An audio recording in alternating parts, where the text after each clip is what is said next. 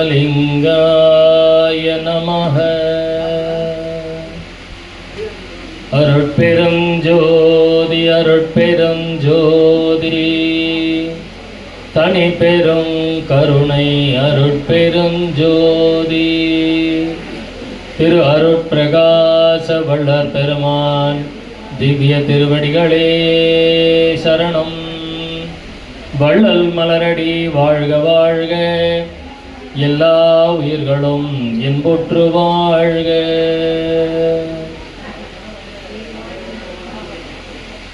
அனைவருக்கும் இனிய பகல் வணக்கம், பசி வணக்கம். ஆனால் பசிக்காதுன்னு நினைக்கிறேன். என்ன காலையில் இட்லி தோசை பொங்கல் வடை அப்படின்னு பெரிய அளவில் ஒரு விருந்து கொடுத்துருக்குறாங்க. அதனால் பசியெல்லாம் இப்போ இருக்காது. அதுக்கு நடுவில் வேறு ஒரு தின்பண்டம் வந்துருச்சு, அப்புறம் ஒரு ஏதோ குடிக்கிறதுக்கு ஏதோ ஒரு பானமும் வந்துருச்சு. அதனால் பசிக்காதுன்னு நினைக்கிறேன். இது நமது சன்மார்க்க சங்கத்தவர்கள் இதை எப்போ உடைக்க போகிறாங்கன்னு எனக்கு தெரியல. ஒரு எளிமையான உணவை நம்ம பழக்கத்துக்கு கொண்டு வரணும் அப்படிங்கிறது என்னுடைய அடிப்படையான கருத்து. ஐயா சொல்கிறார் பாருங்க, ஒரு ஆள் கூட வரமாட்டோம். உண்மைதான். அது நிறைய பேர்கிட்ட சொல்லும் பொழுது அப்புறம் எப்படி போய் ஆள் வருவாங்க? இது விருந்தோம்பலாக மாறிவிட்டது. இது நமக்கு விருந்தோம்பல் அப்படிங்கிற நிலையில தான் மாறிடுச்சு. பெருமான் அருள் நம்ம அருள் அடையணும்னா அதுக்கு முதல்ல எது பெரிய தடையாக இருக்கிறது தெரியுமா? ஆகாரம். நம்மளுடைய மரணத்திற்கு காரணம் என்ன அப்படின்னா ஆகாரம் தான் மரணத்துக்கு காரணம். அது ஆனால் எல்லாருக்கும் தெரியும், ஆனால் எல்லாருக்கும் புரியல. இதுதான் விஷயம். புரிதல் என்பது வேறு, சரிங்களா? அப்போ நமக்கு புரிதல் வேணும். சன்மார்க்கத்தை தெரிந்து கொண்ட அளவு புரிந்து கொள்ளவில்லை என்பதுதான் ரொம்ப வருத்தமான ஒரு விஷயம். இந்த ஆகாரம் அப்படின்னு சொல்லும் பொழுது இப்போ சன்மார்க்கத்துக்கு வந்துட்டாங்கன்னு வச்சுக்கோங்களேன், அவங்களுக்கு ரொம்ப பிடிச்ச விஷயம் எது சொல்லுங்க பார்க்கலாம்? அகவல் படிக்கிறது. சன்மார்க்கத்துக்கு வந்த உடனே அவங்க முதல்ல கையில் எடுக்கிறது தெரியுமா? அகவல். அகவல் படித்தோன்னா அவங்களுக்கு ஒரு மேதாவித்தனம் வருது பாருங்க. தனக்கு சன்மார்க்கம் முழுவதும் புரிந்து விட்டது என்கின்ற ஒரு மேதாவித்தனம். அடுத்த ஐட்டம் வருதா சாப்பிட்றதுக்கு? அடுத்தடுத்து வயிற்றுக்குள்ளே போய்கிட்டே இருந்தா அது எப்படி உடல் ஆரோக்கியமாக இருக்கும்னு எனக்கு தெரியல. ஏன்னா பெருமான் அந்த உடல் ஆரோக்கியம் அப்படிங்கிறது மரணத்திற்கு காரணம், தேகம் அழிவதற்கு காரணம் 4. அது முதல்ல இருக்கிறது ஆகாரம், 2வது உறக்கம், 3வது மைதுனம், 4வது பயம். இது எல்லாம் தெரியும். இப்போ நடுப்படு புருஷோத்தம் நையாக்கு இது தெரியாதான்னு தெரியும். ஆனால் அவர் என்ன நினைக்கிறாரு? நாம் விழா வைக்கிறோம், வரவங்க எல்லாம் திருப்தியாக சாப்பிடணும்னு நினைக்கிறார். அது இந்த ஒரு நாள் அப்படி இருக்கும்போது ஒன்றும் தப்பு கிடையாது. ஆனால் நமக்கு வார வாரம் விழா நடக்குது இல்லையா? ஏதோ வருஷத்துக்கு ஒரு விழா நடந்து அந்த விழாவில் நம்ம இந்த மாதிரி ஒரு ஆகாரத்தில் ஒரு எந்த குறையும் இல்லாமல் நிறைவாக இருந்தால் தப்பு இல்லை. ஆனால் ஒவ்வொரு வாரமும் விழா நடக்கும் பொழுது ஒவ்வொரு வாரமும் நமக்கு விருந்து தான் நடக்குது. அப்போ இந்த விருந்து நாம் எல்லோரும் தற்கொலைக்கு சமம் இல்லையா? தற்கொலை செஞ்சுக்கிறதுக்கு தான் சமம். சரி, அவங்க தான் கொடுக்குறாங்களே, நாம் ஏன் வாங்கி சாப்பிடணும்? யோசிச்சோமா? யோசிக்கிறது இல்லை. ஏன் அப்படின்னா தண்ணி பார்த்தீங்களா? தண்ணி அது எதை நோக்கி போகுங்க? தண்ணி ஊற்றி விட்டீங்கன்னா பள்ளத்தை நோக்கி தான் போகும். அது அது இயல்பு. அந்த மாதிரி இந்த மனித மனம் இருக்கே, எதை நோக்கி போகும் அப்படின்னா தீய வகைகளை நோக்கி தான் போகும். நல்லதை நோக்கி போகாது. அதுதான் மனித இயல்பு.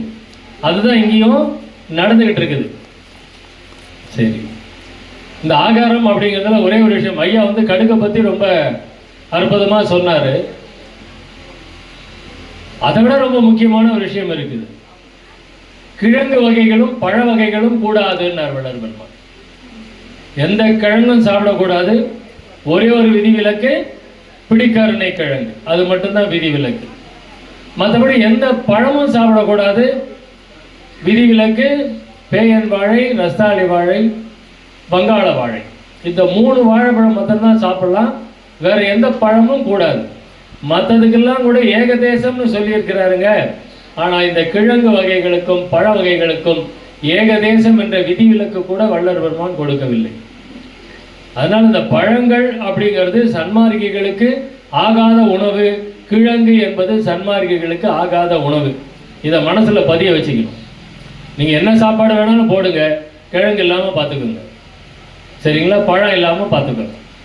இது ரெண்டும் ரொம்ப முக்கியமான விஷயம், சரிங்களா? நான் நாகரத்துக்குள்ளாரெல்லாம் நான் போக விரும்பல. பேய் இருக்கா இல்லைங்களா?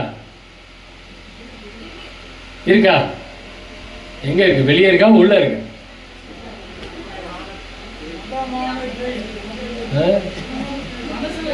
மனசுல இருக்கு இல்லையா?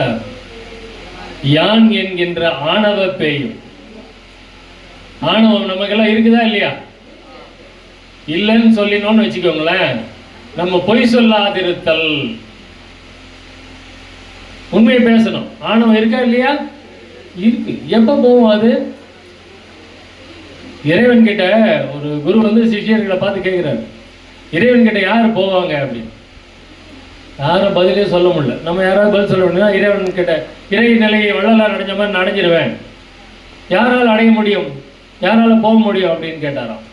எல்லாரும் முயற்சிட்டே இருக்கிறாங்க. வெளியில ஆடு மேய்க்கிற சிறுவன் ஒருத்தன் வந்து, நான் போனால் போவேன் அப்படின்னா, எப்படி நீ போக முடியும் அப்படின்னு. அவன் என்ன பதில் சொல்றான்? நான் போனால் போவேன்.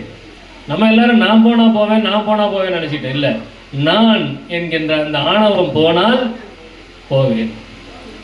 யான் என்கின்ற ஆணவ பேய் நம்மகிட்ட இருக்கா இல்லையா? இருக்கு. அது இருக்கிற வரைக்கும் இறையருள் கிடைக்குமா கிடைக்காதா? கிடைக்கும், ஆனா கிடைக்காது இல்லையா? யான் என்கின்ற ஆணவ பேயும், எனது என்கின்ற ராட்சத பேயும். இது எங்க சொல்றாரு தெரியுங்களா? இடம் ஞாபகம் வருதா? மனுமறை கண்ட வாசகம். வள்ளல் பெருமான் 1874 வரைக்கும் என்ன சொன்னாரோ அது ஆரம்பிச்சது எப்ப தெரியுமா? 1854. அவருடைய முதல் நூல் மனுமறை கண்ட வாசகம். அதுல என்ன சொன்னாரோ அதுதான் 20 வருஷமா மாத்தி மாத்தி சொல்லிட்டு இருந்தார் வள்ளல் பெருமான். அதனால முதல்ல நம்ம படிக்க வேண்டிய நூல் எது தெரியுமா? மனுமறை கண்ட வாசகம். அதை படிச்சு பாருங்க. இரக்கம்னா என்னன்னு தெரியும், பக்தினா என்னன்னு தெரியும், ஒழுக்கம்னா என்னன்னு தெரியும், தவம்னா என்னன்னு தெரியும். அதை படிக்கலைன்னா இது எதுவுமே தெரியாது. மனுமறை கண்ட வாசகம் தான் நாம் படிக்க வேண்டிய முதல் நூல். அதை படிச்சு பாருங்க. அதுல கொடுக்குறாரு பாவங்கள் பட்டியல். எதுல கொடுத்தாரு? மனுமறை கண்ட வாசகத்தில் 43 பாவங்களை பட்டியல் பண்ணி கொடுத்தாரு. நான் இந்த பிறவியில் எந்த பாவம் செஞ்சனோ தெரியல, சரி இந்த பிறவியில் செய்யலைன்னா கூட முற்பிறவிகள்ல இந்த பாவங்கள்ல என்ன பாவம் பண்ணனோ தெரியலையே, அதனால எனக்கு இப்படிப்பட்ட ஒரு சூழ்நிலை ஏற்பட்டு இருக்குது அப்படின்னு 43 பாவங்களை பட்டியலிட்டு கொடுக்கின்றார். அப்ப அந்த மனுமறை கண்ட வாசகம் படிச்சாதான் நாம சன்மார்க்கத்திலே பயணிக்கவே முடியும். யான் என்கின்ற ஆணவ பேயும், எனது என்கின்ற ராட்சத பேயும். எனது அப்படின்னா என்னங்க? எல்லாமே எனக்கு தான் வேணும். அடுத்தவங்களுக்கு ஏதாவது கொடுக்கலாமா? வேணாம் வேணாம். முதல்ல நம்மளை சேஃப்டி பண்ணிக்கலாம் அப்படிமா.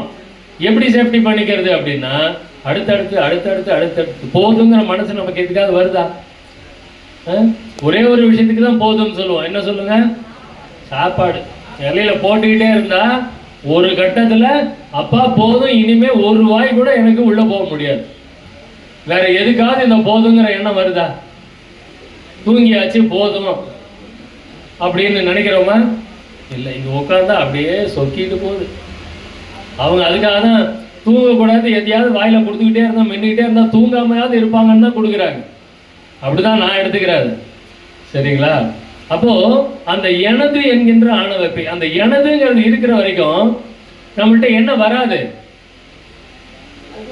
பொது நோக்கம் வரவே வராது. எனது அப்படின்னா இரக்க குணம் வரவே வராது. வள்ளல் பெருமான் ஜாதி மதம் சமயம் எல்லாத்தையும் ஏன் எதிர்த்தார் சொல்லுங்க? ஒரே ஒரு காரணம் தான். ஒரே ஒரு காரணம், தயவுக்கு தடையாக இருப்பது, அவ்வளவுதான். அதுக்கு தடையா எது இருந்தாலும் அதை வள்ளல்வர்மன் எதிர்க்கிறார், அவ்வளவுதான். தயவுக்கு தடையா எது இருந்தாலும், முதலியார் சங்கம் அவன் முதலியார் மட்டும்தான் சேர்ப்பான், வன்னியர் சங்கம் அதில் அவனை மட்டும்தான் சேர்ப்பான். அப்ப அங்க என்ன ஆச்சு? தயவு கிடையாது, தயவு தடையா போயிருச்சு, தயவு கிடையாது. ஜாதியெல்லாம் எப்பங்க உருவாச்சு? கொஞ்ச காலமாக தான் ஜாதியெல்லாம், அதுக்கு முன்னாடியெல்லாம் ஜாதியெல்லாம் கிடையாது. தொழில் அடிப்படையில் தான் ஜாதியை வச்சுட்டு இருந்தான். அவன் தச்சன் அப்படின்னா அவன் என்ன வேலை செய்கிறானோ அந்த அடிப்படையில் தான் அதை ஜாதியாக பார்க்கப்பட்டது.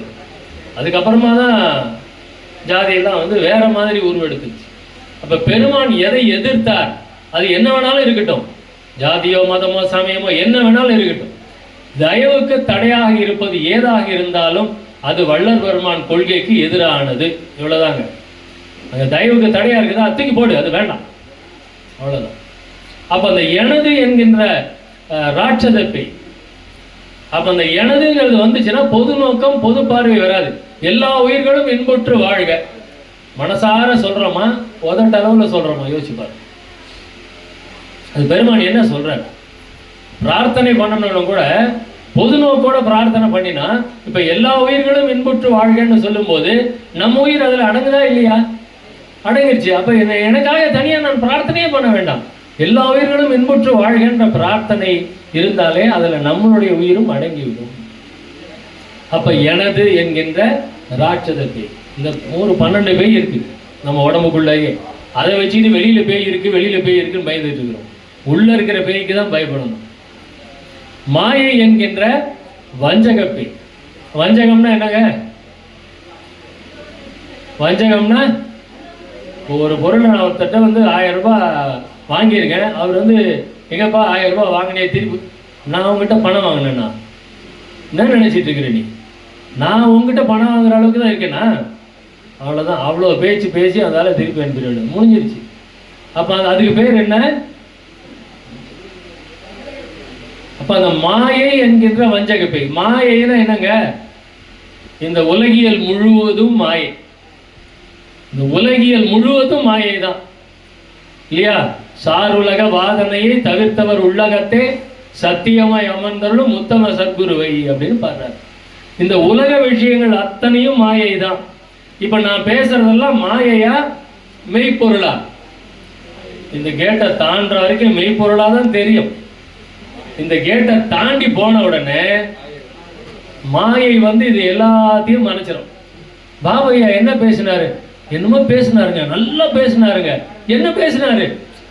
அதாங்க என்னமோ பேசினாருங்க. என்ன ஆச்சு? அங்க முடிஞ்சிருச்சு. மாயை என்கின்ற வஞ்சகப்பை என்ன பண்ணுது? எந்த நல்ல விஷயத்தை காதுல வாங்கினாலும் அதை கொஞ்ச நேரத்துல மறக்கடிக்க செய்யக்கூடிய அற்புதமான பணியை செய்யக்கூடியதுக்கு பேரு மாயை இல்லையா?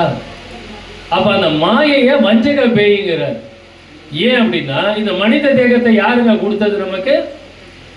மாயையால் சிருஷ்டிக்கப்பட்ட தேகம்.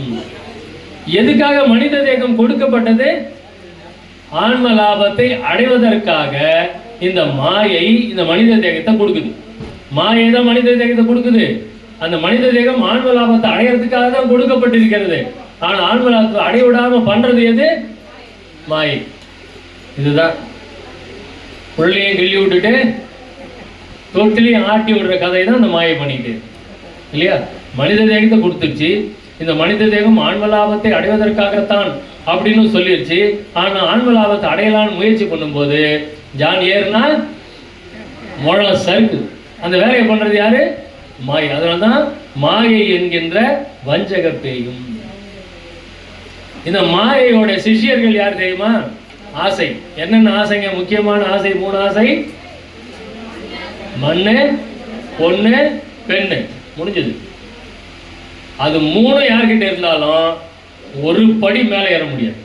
அது 3ல எது இருந்தாலும் சரி, 3மே இருக்கணும்னு அவசியம் இல்லை. ஒன்று இருந்தா இன்னொன்று வந்து ஆட்டோமேட்டிக்கா சேர்ந்து இல்லையா? அப்போ பெண்ணாசை என்கின்ற பெரும் பேயும், பெண்ணாசை என்கின்ற பெரும் பேயும்.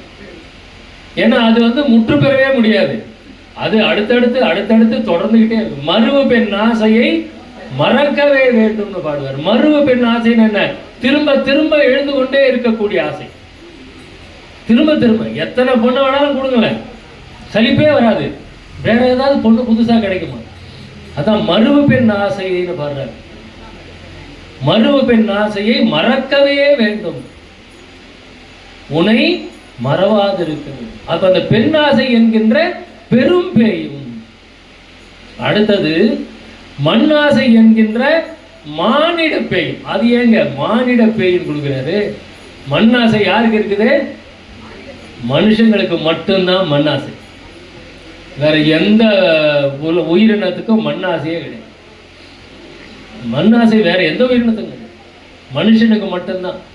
பக்கத்து வீட்டுக்காரன், பக்கத்து பிளாட்டுக்காரன், கிரவுண்டுக்காரன் வேற நாட்டில் இருக்கிறான், நாம வீடு கட்ட போறோம்னா ஒரு ஜான் தள்ளி கட்டிக்கலாமே, அவன் வரவா போறான், அப்புறம் பார்த்துக்கலாம். இல்லை ஒரு ஜான் அவன் இழுத்து கட்டிட்டான் அப்படின்னா சுப்ரீம் கோர்ட்டு, ஹைகோர்ட்டுன்னு ஒரு கோர்ட்டு விடுறது இல்லை, அந்த ஒரு ஜான் திருப்பி வாங்குறது. அப்போ அந்த மண்ணாசை, அப்பாவுக்கு உடம்பு கொஞ்சம் சரியில்லை அப்படின்னா போச்சு, உடனே பிள்ளைங்கள்லாம் என்ன பண்ணுவாங்க? சொத்தை முதல்ல பிரிச்சு. ஏன்? மண்ணாசை. அவன் நிறைய 4 வீடு வச்சுதான் இருப்பான், ஆனால் கூட அந்த அப்பாவுடைய சொத்து வரணும், தாத்தாவோட சொத்து வரணும். விடக்கூடாது, ஒரு புடி மண்ணை கூட விடக்கூடாது இல்லையா?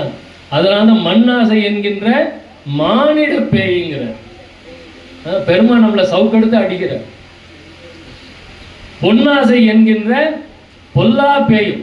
அடிகளாரையா பேசும்போது கூட ஒரு சவரன் எந்த 1 லட்சத்தை தாண்டி போயிடுச்சு அப்படின்னா, ஆனா நகை கடையில பாருங்க ஆளுங்க இல்லாமையா இருக்கிறாங்க. அட்சய திருதிக்கு முன்னாடியே புக் பண்ணிட்டு வாங்கன்னு போடுறான். அட்சய திருதிக்கு நகை வாங்கணும்னா முன்னாடி புக் பண்ணிட்டு வாங்க. ஏன்? பொன்னாசை என்கின்ற பொல்லா பேய், பொல்லாதது, விடாது கருப்பு அப்படிம்பாங்க. அது என்ன பண்ணுது? இத்தனைக்கும் அது அவ்வளோ வாங்கி 100 சவரன் வாங்கி வீட்டில் வச்சுக்கிறானே, ஒரு 10 சவரன் தங்க நகையை கழுத்தில் போட்டு வரான்னு நினைக்கிறீங்க? திருட்டு பயம், இமிடேஷனை போட்டுக்கிட்டு வர வேண்டியது, வாங்கி வாங்கி லாக்கரில் வைக்கிறது. அதுக்கு எதுக்குடா வாங்குற? அனுபவிக்காமல் இருக்கிற பொருளை அவ்வளோ கஷ்டப்பட்டு வாங்கி வாங்கி லாக்கரில் வச்சுட்டு பித்தளையும் பேரையும் வச்சுட்டு திரியது ஓடும். அதுதான் பொல்லா பேய். வாங்கிறது அனுபவிக்க கூட விடாது, பத்திரமா வச்சுக்கணும், பத்திரமா வச்சுக்கணும். நகையை மட்டும் போட்டுக்கிட்டு வெளியே வந்துட்டா அவங்க கண் பார்வை எல்லாரையும் திருடனா தான் பார்க்கும், அத்தனை பேரையும் திருடனா தான் பார்க்கும். இவன் கழுத்தில் கை வச்சிருவானா, இவன் கையில் கை வச்சிருவானா, இவன் நம்ம பையன் உருவிட்டு போயிடுவானா, நிம்மதியாக போயிட்டு வருவாங்க எங்கேயாவது? சுத்தமாக நிம்மதியாக இருக்காது. அதனால்தான் பொன்னாசை என்கின்ற பொல்லா பேயும், குரோதம் என்கின்ற கொள்ளிவாய் பேயும். இந்த கொள்ளிவாய் பிசாசுன்னு நிறைய சின்ன வயசுலலாம் பயமுறுத்தி இருப்பான் இல்லையா? அது குரோதம். குரோதம்னா என்ன? என் பேரை கேட்டாலே நிறைய பேருக்கு பிடிக்காது, அவ்வளோ குரோதம். அது நான் வளர்த்தனா அவங்க வளர்த்தாங்களான்னு எனக்கே தெரியாது. மூப்பா பாபுவா, ஐயோ அவனெல்லாம் பேச கூப்பிடாதீங்க, அவன் வள்ளலாரை கும்பிட சொல்லிடுவான். இதாட்டமாக நடந்தது. ஒரு இடத்துல வந்து, ஐயா மன்னிச்சிருங்க ஐயா, உங்களை பேசுறதுக்கு கூப்பிட முடியாத சூழ்நிலையில் இருக்கு. பரவாயில்லைங்க, அதனால என்ன பிரச்சனை அப்படின்னு. இல்லை இல்லை, காரணம் என்னன்னா நீங்கள் வந்து வள்ளலாரை கும்பிடுன்னு சொல்லக்கூடாது அப்படின்னு.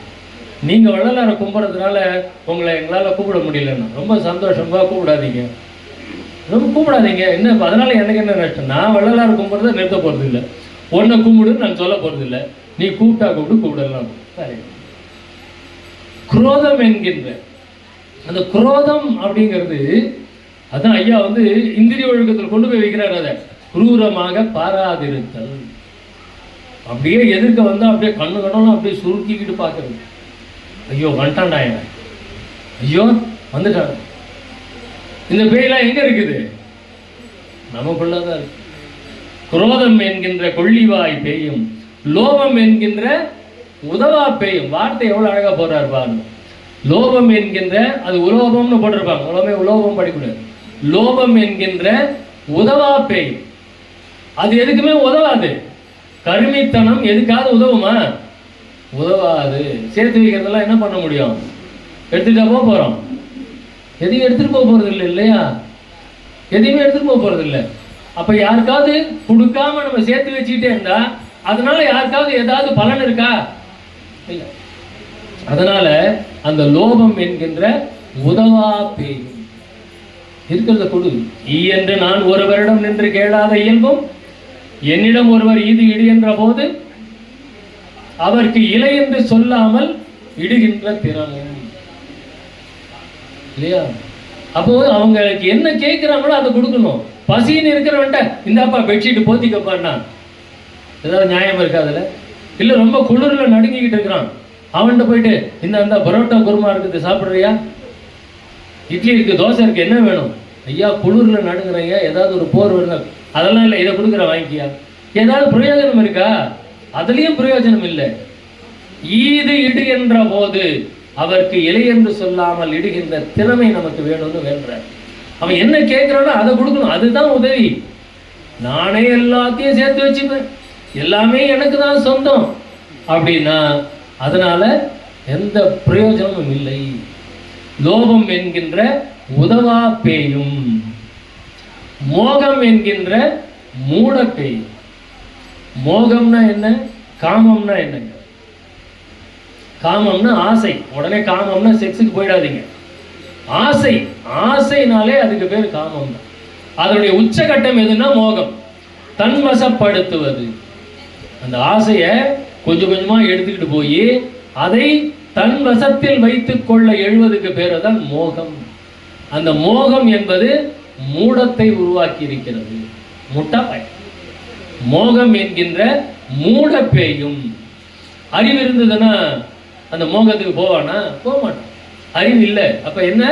மூடம் அங்கே உண்டாயிருக்கிறது. அதனால்தான் அதை மோகம் என்கின்ற மூட பேயும் என்கின்றார். மதம் என்கின்ற பலக்கார பேயும். மதம், யானைக்கு மதம் பிடிச்சதுன்னா என்ன ஆகும்னு எல்லாருக்கும் தெரியும். நமக்கு மதம் பிடிச்சதுன்னா என்ன ஆகும்? நமக்கெல்லாம் மதம் பிடிச்சிருக்குதா இல்லையா? இங்க பரவாயில்ல, நாமம் போட்டவங்க இருக்காங்க, விபூதி இட்டவங்களும் இருக்காங்க, விபூதி இடாதவங்களும் இருக்கிறாங்க. ரொம்ப மகிழ்ச்சியா இருக்கு. எனக்கு இந்த நடுப்பட்டு சங்கத்தை பிடிக்கிறதுக்கு ரொம்ப காரணம், எனக்கு ரொம்ப ரொம்ப பிடிக்கும் இந்த நடுப்பட்டு சங்கம். புருஷோத்தம் ஐயா உருவாக்குறார் பாருங்க. 4வது தலைமுறை இப்போ உருவாகிருக்கு. 4வது தலைமுறை அருட்பாவை பாடுறதுக்கும் கோலாட்டம் போடுறதுக்கும் கும்மி அடிக்கிறதுக்கும் 4வது தலைமுறை உருவாக்கி இருக்கிறார். எப்படி ஐயா நீங்க இது மாதிரி அடுத்தடுத்து உருவாக்கிக்கிட்டே இருக்கிறீங்கன்னு நான் அவர்கிட்ட நேரடியாகவே கேட்டு ஆச்சரியப்பட்டிருக்கேன். அந்த அளவுக்கு இதிலே மக்களை ஊற வைத்து கொண்டிருக்கின்றார். அவர் முருகன் கோயிலுக்கு கூப்பிட்டாலும் போவாரு, பெருமாள் கோயிலுக்கு கூப்பிட்டாலும் போவாரு, சிவன் கோயிலுக்கு கூப்பிட்டாலும் போவாரு. இல்ல சாமியே இல்லையா அப்படின்னு சொல்றவங்க ஏதாவது ஒரு கூட்டத்துக்கு கூப்பிட்டாலும் போய் சன்மார்க்கத்தை பரப்புவார். அதுதான் அங்க சிறப்பு. சன்மார்க்க அன்பர்கள்ட்ட சங்கத்துல உட்கார்ந்து பேசுறதெல்லாம் பெரிய பேச்சே இல்லைங்க. அதெல்லாம் பெரிய பேச்சே இல்லை. சன்மார்க்கம்னா என்னன்னு தெரியாதவங்கள்ட்ட போய் பேசு, கடவுளே இல்லைன்னு சொல்றவங்கள்ட்ட போய் சன்மார்க்கத்தை பேசு. அப்படித்தான் அவர் 4வது தலைமுறை உருவாக்கி கொண்டிருக்கிறார். ரொம்ப அற்புதமான பணி இவர்களுடைய பணி. அவர் நீங்க விபூதி வச்சிருக்கீங்களான்னு கேட்க மாட்டாரு, வள்ளலார கும்புறீங்களா கும்பலையான்னு கேட்க மாட்டாரு, 5 திருமுறை படிக்கிறீங்களா படிக்க மாட்டீங்களான்னு கேட்க மாட்டாரு, எதுவுமே கேட்க மாட்டார். சன்மார்க்கத்துக்கு இருக்கீங்களா வாங்க, எல்லாரும் சன்மார்க்கி என்கின்ற ஒரு பொது நோக்கத்தை கொண்டிருப்பவர் நமது நடுப்பட்ட புருஷோத்தமன். அதே போல அனைவரையும் உருவாக்கி கொண்டு வருகின்றார். எனக்கு இவங்களை ரொம்ப பிடிக்கும், ரொம்ப ரொம்ப பிடிக்கும். அற்புதமானது. அந்த மதம் என்கின்ற மூட பேய், பலக்கார பேய். ஏன்னா அது அப்படியே நமக்கு அப்படியே சுத்தி கொஞ்சம் கொஞ்சமா அரவணைச்சுக்கிட்டே போய் எல்லாரையும் அதுக்குள்ளார தள்ளிடும். அந்த மதம் என்கின்ற பலக்கார பேய். மாச்சரியம் என்கின்ற மலட்டு பேய். மலடுன்னா என்ன? மலட்டு தன்மைன்னா என்ன? வாரிசு உருவாகாது, அதோட முடிஞ்சு போச்சு. அப்போ இந்த மாச்சரியம்னா பொறாமைன்னு அர்த்தம். பொறாமை வச்சிட்டு இருக்கிறவனுக்கு வளர்ச்சி கிடையாது. அதனால்தான் இங்க மாச்சரியம் என்கின்ற மலட்டு பேயும் என்று சொல்லுகின்றார். மாச்சரியம்னா பொறாமை. யார் மேலேயாவது பொறாமை வச்சோம்னு வச்சுக்கோங்களேன், நாம இப்படியே தான் இருப்போம், வளரவே மாட்டோம். அவன் வளர்ந்துகிட்டே இருப்பான். அவ்வளவு அழகாக வார்த்தையை போறாரு பாருங்க. மாச்சரியம், பொறாமை என்கின்ற மலட்டு பேய் நம்மள்ட்ட இருக்கலாமா? நம்ம குழந்தை பிறக்கலன்னா மலட்டுத்தனம் சொல்லிட்டு இருக்கிறோம். அதை விட பெருசு இது. பொறாமை இருந்ததுன்னா மலட்டுத்தனம். மாச்சரியம் என்கின்ற மலட்டு பேயும் இதெல்லாம் எந்த பேயோடு சேர்ந்து தெரியுங்களா? மனப்பேயோடு கூடி. மனம்தான் பெரிய பேய். மனம் பாவி மன குரங்காட்டம் பார்க்க முடியாது. மனசு எப்படிங்க? குரங்காவது பரவாயில்லைங்க, குரங்காவது பரவாயில்ல, மனம் அதை விட வேகமான கட்டுக்கடங்கா மனப்பரியைன்றார். பரினா குதிரை. இந்த குரங்கு மாதிரி தாவி தாவி போகும், குதிரை மாதிரி வேகமாக தாவி போகும் மனம். அதனால்தான் மனப்பேய். இந்த மனப்பேயோட மேல சொல்லியிருக்கிற அத்தனை பேயை சேர்ந்துச்சுன்னா நம்ம நிலைமை என்ன? மரணம் தான் நம்ம நிலைமை, வேற ஒண்ணுமே இல்லை. நம்ம நிலைமை மரணம் மட்டும்தான். அதனால இந்த பேயெல்லாம் விரட்டுறதுக்கு என்ன பண்ணணும்? இந்த பேயெல்லாம் விரட்டணும்னா அருட்பா படிக்கணும். அருட்பா படிச்சா இந்த பேயெல்லாம் கொஞ்சம் கொஞ்சமாக போயிட்டே இருக்கும். நம்ம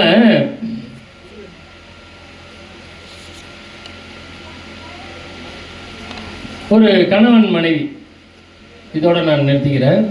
ஒரு கணவன் மனைவி பேசிக்கிறாங்க. நம்ம ரெண்டு பேரும் உட்காந்து மனசு விட்டு பேசி ரொம்ப வருஷம் ஆச்சு. நீங்கள் பாட்டுக்கு வேகமாக போயிட்டு இருக்கீங்க, நான் ஒரு பக்கம் வேகமாக போயிட்டு இருக்கிறேன். இதை நம்ம எப்படியாவது சரி பண்ணணும், சரி கட்டணும் அப்படின்னு ரெண்டு பேரும் பேசிக்கிறாங்க. ரெண்டு பேரும் ஒத்துக்கிறாங்க. சரி, ஓகே, எப்படி பண்ணலாம் சொல்லு. அப்போது ஒரு டைரியில் நம்மளுடைய குறைகள் எல்லாத்தையும் எழுதி வச்சுக்கிட்டே வரலாம். நமக்கு அடுத்த வருஷம் 25 ஆண்டாவது திருமண நாள். அடுத்த வருஷம் 25வது ஆண்டு திருமண நாள் வரப்போகுது. அன்னைக்கு உட்காந்து அந்த டைரியை படித்து பார்க்கலாம். அது வரைக்கும் உங்ககிட்ட இருக்கிற குறையெல்லாம் நான் எழுதிட்டு வரேன், நிறையெல்லாம் நான் எழுதிட்டு வரேன். என்கிட்ட இருக்கிற குறை நிறையெல்லாம் நீங்கள் எழுதிட்டே வாங்க. டைரி தனித்தனியாக மெயின்டைன் பண்ணலாம். 25 அடுத்த வருஷம் நம்ம அன்னைக்கு உட்காந்து அதை பார்ப்போம். ஒரு வருஷம் ஓடி போயிடுச்சு. நான் திருமண நாள் வந்துருச்சு. ரெண்டு பேரும் டைரி எடுத்து வச்சுட்டு உட்காந்துக்கிறாங்க. மனைவி அந்த டைரியை எடுக்கிறாங்க. மனைவியோட டைரி. ஒரு நாள் நீங்கள் என்னை ஹோட்டலுக்கு கூட்டிகிட்டு போகிறேன்னு சொல்லி ஏமாத்திட்டீங்க. மனைவியோட டைரி. ஒரு நாள் நீங்கள் என்ன ஹோட்டலுக்கு கூட்டிகிட்டு போகிறேன்னு சொல்லி ஏமாத்திட்டீங்க. ஒரு தடவை என்னுடைய அம்மா வீட்டிலேருந்து வந்திருந்தாங்க. நீங்கள் அவங்ககிட்ட முகம் கொடுத்து கூட பேசலை. ரொம்ப மாதம் கழித்து ஒரு புடவை வாங்கிட்டு வந்தீங்க. அது ரொம்ப பழைய மாடல் புடவையாக இருந்தது. அவங்க டைரியில் எழுதி வச்சுட்டு இருக்காங்க. அப்படியே நிறைய எழுதி வச்சிருக்கிறாங்க. அப்புறம் இன்னைக்கு கூட நீங்கள் குளிச்சுட்டு டவல் தொடச்சிக்கிட்டு சோபா மேலேயே அந்த டவலை போட்டுட்டு போயிட்டீங்க. ஸோ இது மாதிரி அவ்வளோ எழுதி வச்சிருக்கிறாங்க. அதெல்லாம் அப்படியே படித்த உடனே கணவன் கண்ணில் தண்ணி வருது. ரொம்ப சாரிம்மா, நான் இவ்வளோ தப்பு பண்ணியிருக்கிறேன்னு எனக்கே தெரியாமல் போயிடுச்சு. இனிமேல் இந்த மாதிரி தப்பெல்லாம் நான் செய்யாமல் பார்த்துக்கிறேன் நான் அப்படின்னு சொல்லி கணவன் சொல்லிட்டான். இப்போ அவர் எழுதி வச்சிருக்கிற டைரி எடுத்து படிக்கணும். ஒரு பக்கமாக புரட்டிகிட்டே வராங்க. ஒன்றுமே எழுதலை. இவங்க கேட்குறாங்க, என்னங்க நீங்கள் ஒன்றுமே எழுதலையா? இவ்வளோ பக்கத்தையும் துரட்டுறேன், ஒரு வருஷம் ஆகும்போது ஒன்றுமே எழுதாமல் இருக்கீங்க போல இருக்கே. இல்லைம்மா, கடைசி பக்கத்தில் எழுதியிருக்கேன், நீ அதை படித்து பாரு. அவங்க ஆசாசியாக கடைசி பக்கத்தில் எடுக்கிறாங்க. அதில் எழுதி, இத்தனை வருடங்களாக நீ எனக்காகவும் நமது குடும்பத்துக்காகவும் நிறைய தியாகம் செய்திருக்கின்றாய். எங்களுக்கு மிகுந்த அன்பை கொடுத்துள்ளாய். இந்த டைரியில் உனக்கு எதிராக எழுதுவதற்கு என்னால் முடியவில்லை. உன்னிடம் எந்த குறையும் கண்டுபிடிக்க முடியவில்லை என்று அல்ல, உன்னிடமும் குறைகள் இருக்கின்றன. ஆனால் நீ எங்களை பார்த்து கொண்ட விதமும் நீ எங்களுக்கு காட்டிய அன்பும் அந்த குறைகளை ஒன்றும் இல்லாமல் ஆக்கிவிட்டது.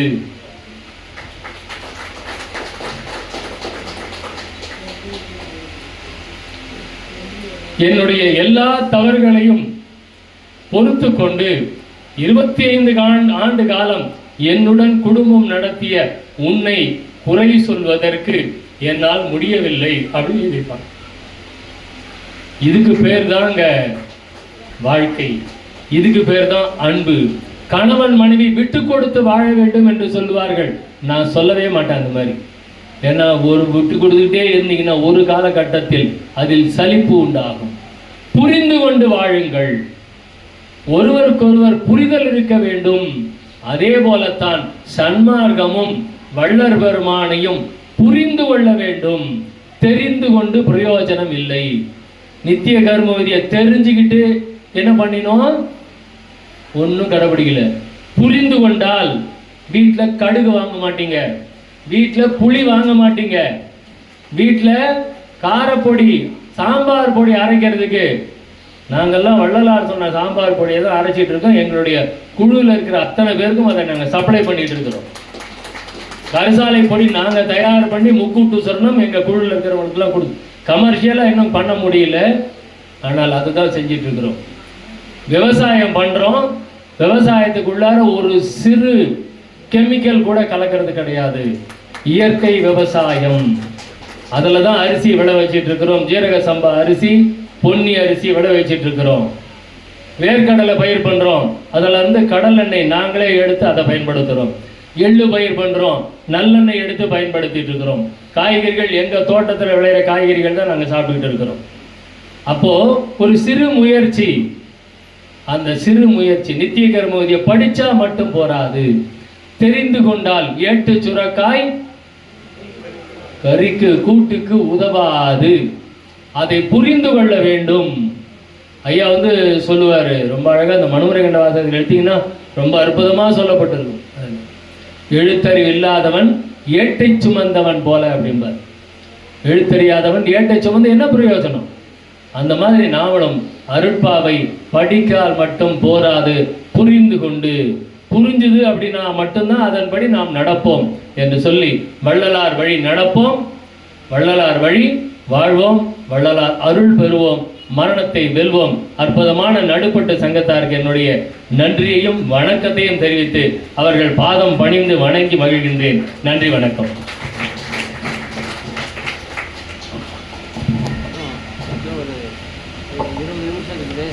மாணி அப்போ கிருஷ்ணர்